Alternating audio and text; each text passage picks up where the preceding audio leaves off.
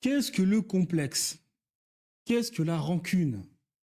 Qu'est-ce que la méfiance? Eh bien, ces mots que je viens de vous donner sont en réalité la résultante entre deux systèmes mémoire, deux égrégores qui sont en bataille constamment dans votre génétique, dans votre être, dans vos consciences. Quand vous avez les Algériens, par exemple, qui sont très méfiants des Français, ou bien les Africains qui sont très méfiants des Européens et des Occidentaux, c'est parce que l'Africain, avant la colonisation, avait un système qui tournait autour du matriarcat, de l'échange matrimonial, un système circulaire, un système qui n'avait absolument rien à voir avec le système paternaliste, et que lorsqu'on les a forcés à quitter leur ancien système, quitter leur ancien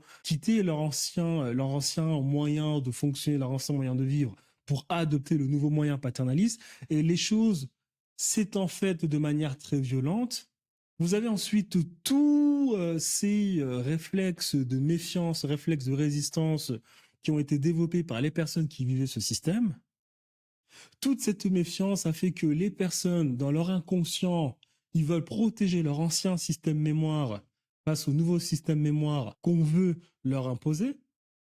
Et parce que, en réalité, tout est génétique dans notre monde, et bien après, vous avez des descendants qui sont méfiants sans comprendre pourquoi.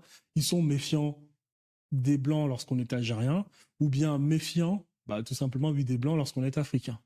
Il s'est passé la même chose avec les Français. Le virage s'est fait de manière très violente.